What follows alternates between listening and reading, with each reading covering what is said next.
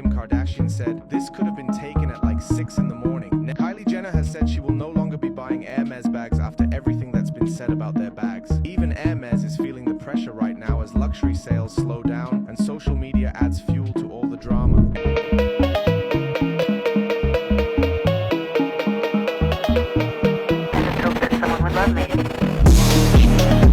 So did anybody else know that Kim Kardashian and Kylie Jenner are suing Hermés because of the Chinese factory fake designer thingy? Well, word in the streets is that the sisters lost their ever-loving minds after discovering that they have entire closets full of bags worth like $2,000 combined because they were made in Chinese factories. Now, if you know anything about Kim and her sisters, is that they love to display their wealth and let everybody know that they're part of the 1%. They will do anything to keep their spots among the Hollywood elite. So when these Trump tariffs led to Chinese warehouse owners spilling all the tea about how all our luxury goods come from them, they started to flip out. Allegedly, they're dragging Hermes to court and demanding a full refund of all the hundreds of thousands they've spent on designer goods. So what exactly is going on here? What lawyer is crazy enough to take on this case? And is Kim really mad about their A-list status being threatened? Be so for real. Let's get into it. Same questions. How do we feel about China coming about and telling everyone that these bags are realistically $20, $50? How do I feel? Stupid. Okay, so just so you know, the Kardashian clan were burning with rage when they found out that their expensive designer bags and shoes were all made cheaply in some Chinese factory. And worse, that everyone could order the same bags dirt cheap and be rocking the same looks as them in a few months. Now, word in the streets is that Kim Kardashian and Kylie Jenner are now planning to drag Hermes to court until they get a refund because they found out about the rumors that their Birkins were made in China and not in Italy or France as they thought. But how do we even get here in the first place? Like, if anybody had predicted that Kim and Kylie would be losing it over a fake Hermes conspiracy in 2025, they probably would have been told to stop talking crazy. But here we are. So it all started after the US-China trade war started. You know, the whole thing with US and China trying to tariff each other to death. Well, the internet went crazy when this started because it led to an unexpected twist. Hundreds of Chinese warehouse owners hopped on a TikTok to claim that they knew where all the high-end designer brands were getting their goods from. And now it wasn't just some quaint village in Italy or some garden in France. It was in a hot, sweaty factory in China, from Birkin to Lululemon and Louis Vuitton, everything. These TikTok creators posted a full tutorial disclosing the steps these luxury bags go through in the factories, from start to finish. This sent influencers in TikTok spiraling because what do you mean they sometimes spend over $10,000 on a bag to find out that the bag costs only a fraction of the price? Y'all folks were having full-blown meltdowns. This Birkin bag at Hermes boutique will cost you 38,000 USD. But what is the real cost out of the factory? Today, I'm going to break it down in front of you, step by step. First thing first, Hermes only use the leathers from the 3 top-level suppliers. One is called Misstee from Italy. The second is Hermés from Germany, and the third is Hermés from France. One piece of Togo leather, the same leather as this one, will cost 450 USD. And one piece of the leather is only enough to make one Birkin, okay? The thread. And of course, for Hermes Birkin, the thread is also the best top level. It's called Fil à Chinois from France. This is actually the Rolls Royce in thread. For each bag, the cost is 25 USD. And then the hardware. See, this hardware is called 316 hardware. It's also known as the ocean stainless steel because it can withstand the erosion of seawater. It's the best stainless steel. For one piece of bag, the hardware will cost 150 USD. The edge oil. This edge oil is imported from Italy. It's called heat sealed edge oil. For each bag, it will cost 50 USD. The interior lining, it used lambskin imported from France. For each bag, the cost will be 100 USD. And also inside, there is a zipper from Riri brand. And the zipper for one bag is 10 USD. Now you save and save to splurge on a bag you believe is the height of luxury. You take extra shifts, cut down on expenses, intensify your TikTok dance moves just so you can get a TikTok check that can roll in faster. Or maybe you're a rich kid and you take a huge cut out of your allowance. Or you're just feeling fancy and decide to splurge. Or maybe that's just your whole lifestyle. Whatever the situation is, you believe you're buying not just a well-crafted, beautiful accessory, but also your place among a certain class that can afford to splurge thousands of dollars without batting an eyelid.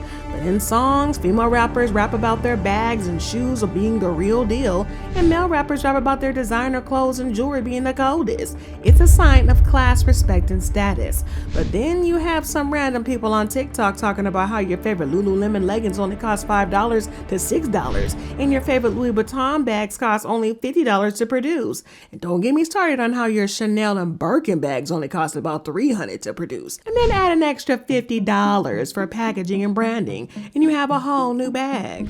Now, some even suggest that the only difference between these high-end goods and their dupes is the labels they put on them. And here's how it works. According to these Chinese TikTok creators, all the parts of these luxury goods are produced in Chinese sweatshops before being sent to Italy or France, where they're later assembled, and the Made in China Italy tag is added. Permission to be mean? Y'all are being so fucking lame. I just feel like we have severely lost the plot on either side of the conversation around Chinese manufacturers creating luxury goods. On one hand, you have the camp of fashion people who, for some reason, will defend these European luxury brands as if their life depends on it, as if these aren't private equity-backed, profit-making machines. Maybe because you've already invested thousands of dollars and you don't want to look stupid, that you cannot believe that they would take cost-cutting measures in order to increase their profit. Be so for real. Did we all just forget about this? But what about the French artisans at Hermes? That's not the point. These companies still don't deserve your money, and I'm gonna tell you why. But if you don't trust it coming out of a Chinese person's mouth, because I get it, maybe they're just trying to sell dupes. Nonetheless, here is a fashion documentary done with incredible investigative journalism in 2018 exposing how luxury brands abuse Senegalese migrant workers to produce your beloved leather goods. And this one was made by white people, if that makes you feel better. And until those luxury brands publish their supply chain to you, why do you trust them so bad? I just don't understand how there is any response that is appropriate to this news besides buy vintage, buy from small designers. Now, these luxury brands responded immediately, debunking the rumors that their products are made for cheap in sweatshops. For example, Louis Vuitton has repeatedly stated that none of its products are produced in China, and a Lululemon rep also clarified that only about 3% of its final products are manufactured in China, and the company provides a full list of authorized suppliers on its website. Now, you might wonder why Kim and Kylie would bother themselves with something as crazy as this. I mean, for all we know, these Chinese TikTokers are just trying to generate publicity for their own products, which have nothing to do with the luxury brands they claim to represent. Plus, even if Hermés was making the bags in China, how would they prove it? It's not like they can just randomly start throwing accusations around without bringing proof. No court will even hear them. But here's the thing. If there's something that we all know about these Kardashians, it's the fact that they would do anything to keep their status. They've been rumored to go to extreme lengths to maintain their image, even going into massive debt to push their luxury lifestyle, let alone all the surgeries. But just last year, there were rumors about Kim being up to her eyeballs in debt. According to reports, she was almost at $50 million in debt after taking out a mortgage on a $70 million mansion in 2023. Allegedly, her financial trouble started when she was still with Kanye, because between her obsession with being in the latest trend and Kanye's growing addictions, they made some very terrible financial decisions. But obviously, Kim being in debt doesn't mean that she's about to lose her home or start begging for money. But if word in the streets is anything to go by, then she's really in some deep financial potholes. But around that time that Diddy got arrested, rumors started swirling that Kim had been Diddy's madam, helping him manage the escorts and exotic dancers he hired for his freak-offs. She reportedly also helped Diddy pay the boys and girls used in these parties, and as a reward, she got a fat paycheck and some extra dough for her discretion. But here's the thing. Kim has always been obsessed with maintaining a specific image of herself to the public.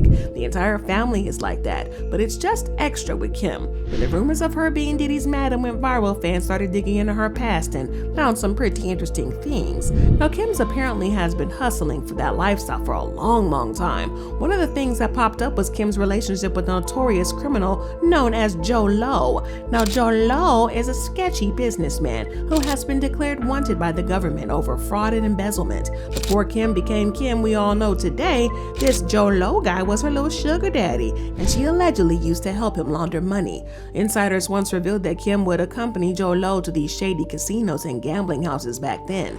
Fast forward to 2019, and Kim was interviewed by the FBI regarding an ongoing investigation into Joe Low. It was at that point that she finally confessed that on one of the casino trips with him, she flew back to LA with trash bags full of $250,000 cash. And by the way, Joe Low was later arrested in connection to embezzlement schemes involving the One Malaysia Development BHD. But it's not just Kim who makes these shady moves in the Kardashian clan. According to reports, the entire family is on Kris's secret money laundering operation, which she covers up using her church. You know, the same church where members have to pay over $1,000 monthly in membership fees. The word in the streets is that this church has been used to help the Kardashians' powerful friends move huge sums of money that they don't want to be detected by the government. But y'all, it gets worse. Kris also allegedly uses his church as a cover for her operations with men like Diddy and allegedly TD Jakes. Kris allegedly receives huge sums of money from these men, which are disguised as offerings but are actually meant to be used in paying off alleged victims, handling the finances for some of Diddy's RICO operations. Now, why go to all these lengths for some bands when Kris has put all her girls to work and they were teenagers?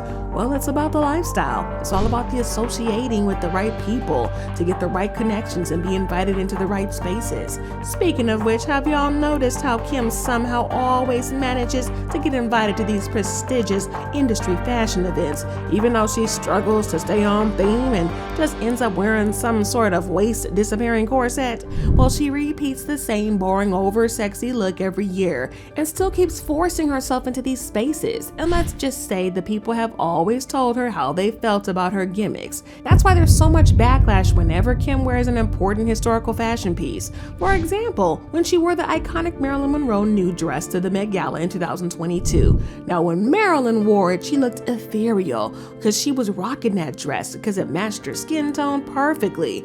And Marilyn had the poise and grace to make anything look regal. But when Kim wore it, a lot of people felt like she ruined the look. It wasn't giving regal or timeless beauty. It was giving BBL, she in. And it's not just that. Close-ups from the event showed the dress looking stretched, with some crystals missing while others seemed to be hanging on by a thread.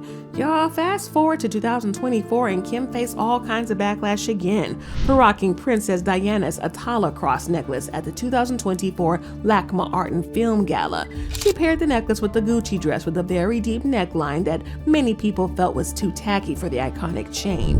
It's just like no matter how hard she tries or how much she spends, she still can't tap into that swag that actual members of the A-list have. It always ends up looking cheap, tacky, and just off-putting. And this doesn't just go for Kim. No matter how hard her sisters try, they just can't seem to be accepted into the social class that they love so much. It's like they're always on the fringe, looking in, trying to buy their way in, but still never fitting. So you can imagine how upset they must have felt when people started talking about these designer bags and that they're really cheap, just material slapped with inexpensive brand tags. And that's not even the worst part, y'all. It's the fact that so many people can now, in theory, have access to the same designer products that they spend thousands of dollars on for like $500 or less. No more exclusivity, no more class, and definitely no more special status. And here's the thing. From history, we know that Kim and Kylie hate it when the quote-unquote commoners have access to the same things they do. Remember how the Kardashians used to be the face of cosmetic procedures, BBLs and lip fillers, face surgeries, breast implants, you name it. They've been there, done that. But when they first started, these procedures were only reserved for the rich who could afford the hundreds of thousands of dollars they cost. But over the last years, many cosmetic procedures have become more and more accessible to the less wealthy people. There's a plastic surgery practice everywhere in LA, and people can easily travel to Turkey or or Colombia or the DR for cheaper procedures. But guess what the Kardashians started doing after that? They started taking out their BBLs, dissolving their fillers, and trying to embrace a more natural look.